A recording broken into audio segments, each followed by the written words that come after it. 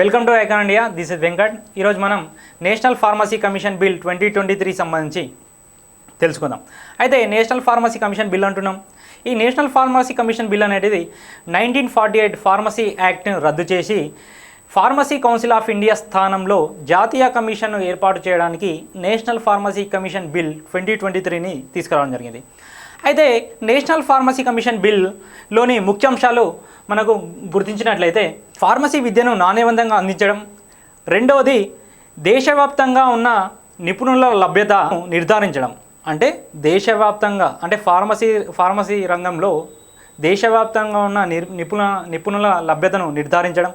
అయితే అందరికీ సమానమైనటువంటి ఆరోగ్యాన్ని ప్రోత్సహించడం. ఫస్ట్ వచ్చేసి మనకు ఫార్మసీ విద్యను నాణ్యవంతంగా అందించడం, రెండవది దేశవ్యాప్తంగా ఉన్న ఫార్మసీ నిపుణులను నిర్ధారించడం, మూడవది వచ్చి అందరికీ సమానమైన ఆరోగ్యాన్ని ప్రోత్సహించడం ఈ బిల్లు యొక్క ముఖ్య ఉద్దేశంగా చెప్పచ్చు. ఒకటేమన్నాం మనం విద్య, రెండవది ఏంది నిపుణుల లభ్యత, తర్వాత ఆరోగ్యాన్ని ప్రోత్సహించడం.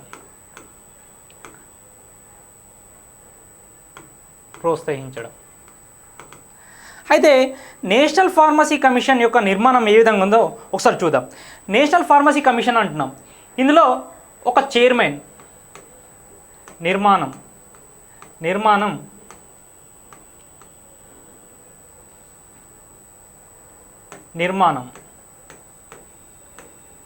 నిర్మాణంలో ఒక చైర్మన్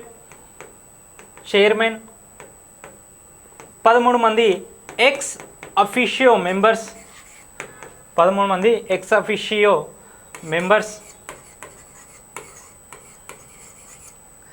14 మంది పార్ట్ టైం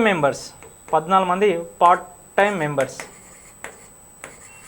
ఇందులో సభ్యులుగా ఉంటారు. దీని యొక్క నిర్మాణం వచ్చేసి ఒక చైర్మన్, 13 మంది ఎక్స్ అఫిషియో మెంబర్స్, అంతేకాకుండా 14 మంది పార్ట్ టైం మెంబర్స్గా ఇందులో సభ్యులుగా ఉంటారు. అయితే ఈ నేషనల్ ఫార్మసీ కమిషన్ బిల్ అనేటువంటిది జాతీయ కమిషన్ ఏర్పాటు చేయాలని ఉంటున్నాం.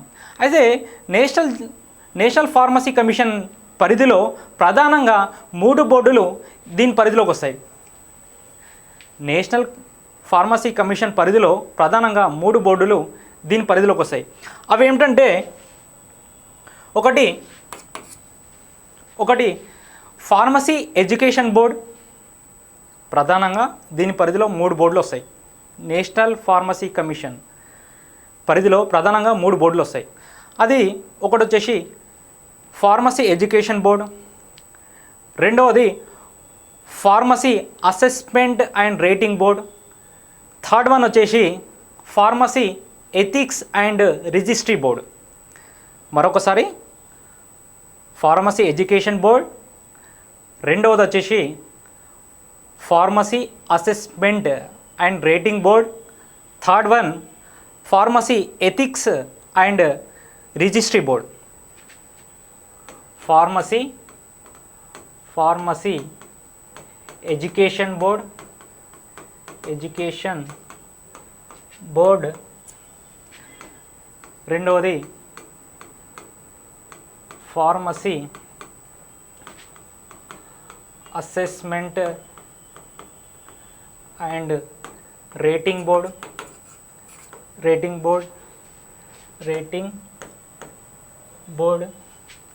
థర్డ్ వన్ వచ్చేసి ఫార్మసీ ఎథిక్స్ అండ్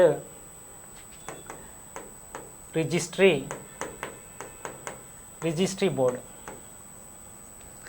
అయితే మనం ఏమంటున్నాం, pharmacy ethics and registry board అంటున్నాం. ఈ pharmacy ethics and registry board అనేటువంటిది ఎన్పిఆర్ని నిర్వహిస్తుంది.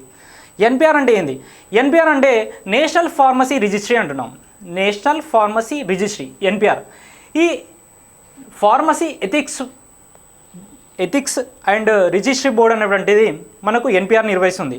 అయితే ఈ నేషనల్ ఫార్మసీ రిజిస్ట్రీ. ఎన్పిఆర్ అనగా నేషనల్ ఫార్మసీ రిజిస్ట్రీ. ఈ ఎన్పిఆర్ను నిర్వహిస్తుంది కదా.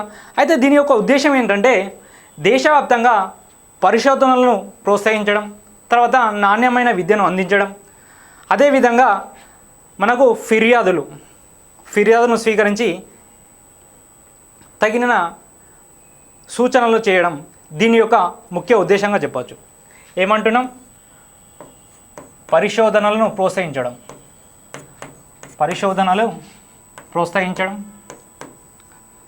ప్రోత్సహించడం.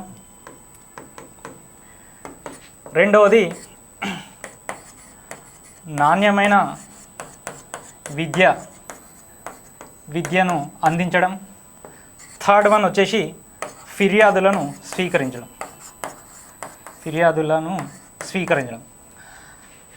దీని యొక్క ప్రధాన ఉద్దేశంగా చెప్పచ్చు. అయితే మనకు ఈ నేషనల్ ఫార్మసీ కమిషన్ బిల్ ప్రధాన ఉద్దేశం ఏంటంటే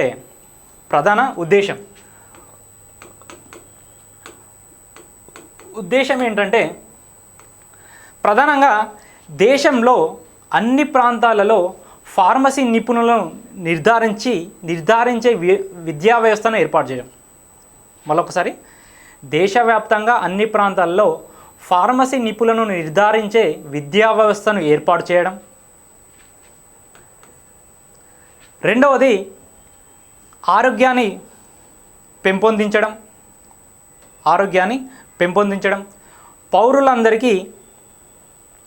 పౌరులందరికీ నిపుణులు అంటే ఫార్మసీ నిపుణులను అందే విధంగా చూడడం. జాతీయ ఆరోగ్య లక్ష్యాన్ని పెంపొందించడం. ఏమంటున్నాం? దేశవ్యాప్తంగా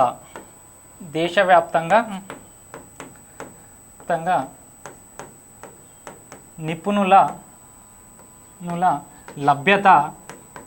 లభ్యత నిర్ధారించే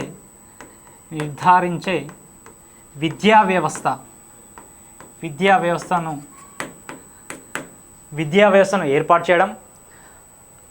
ఆరోగ్య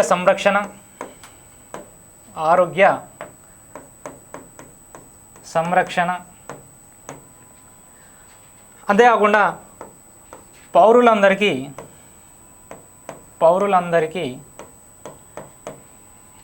ఈ ఫార్మసీ నిపుణులు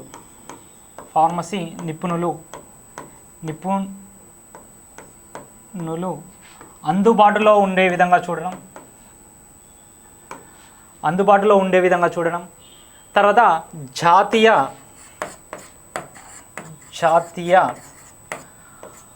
ఆరోగ్య లక్ష్యాలను ప్రోత్సహించడం.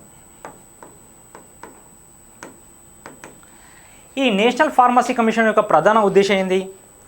ఒకటి, దేశవ్యాప్తంగా ఫార్మసీ నిపుణుల లభ్యతను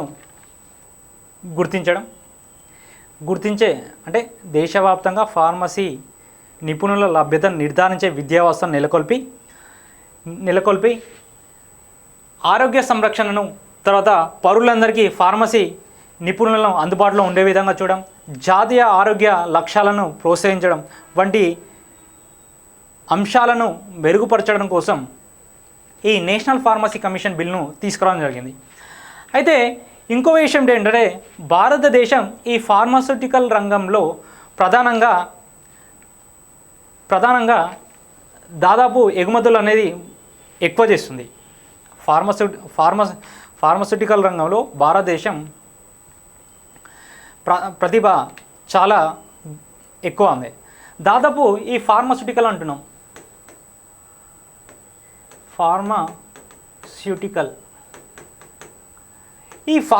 రంగంలో భారతదేశం దాదాపు 200కు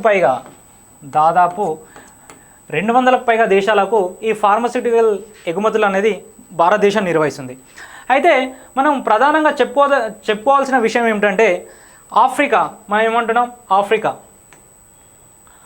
ఆఫ్రికా దేశాలకు దాదాపు ఈ ఫార్మాస్యూటికల్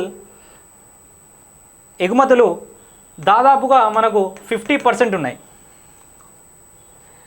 అదేవిధంగా యుఎస్ఏ 40%.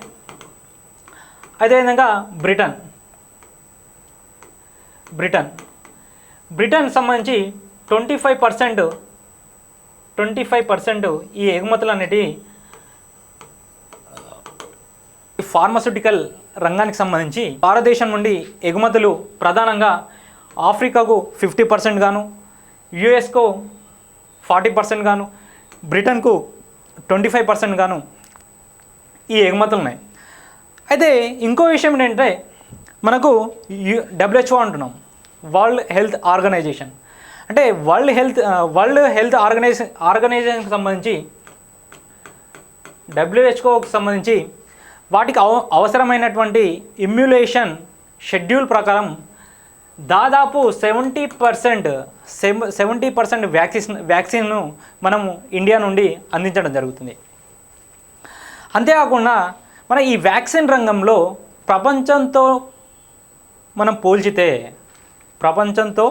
పోల్చితే ఈ వ్యాక్సిన్ అనేది డిమాండ్ ఇండియాలో 60% ఉంది. వరల్డ్తో పోల్చితే ఈ వ్యాక్సిన్ డిమాండ్ అనేది దాదాపు 60% ఉంది. అయితే అంతేకాకుండా మనము ఇండియా ప్రపంచవ్యాప్తంగా DTP, BCG,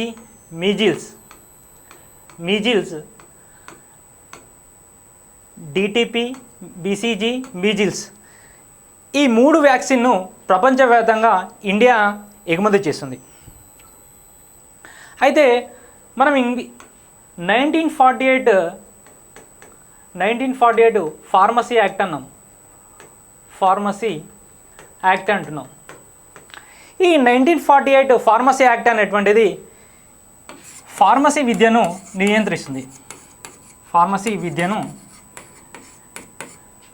నియంత్రిస్తుంది.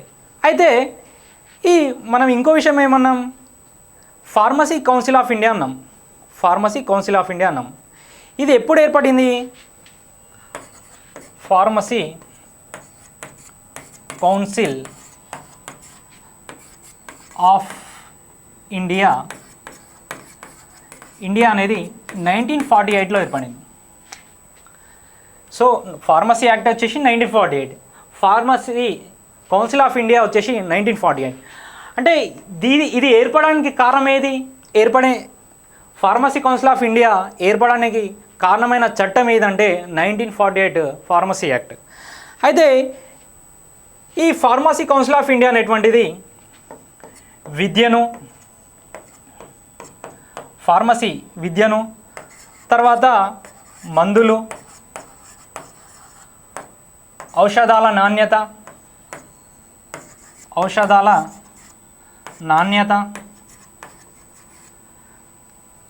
అదేవిధంగా భద్రత.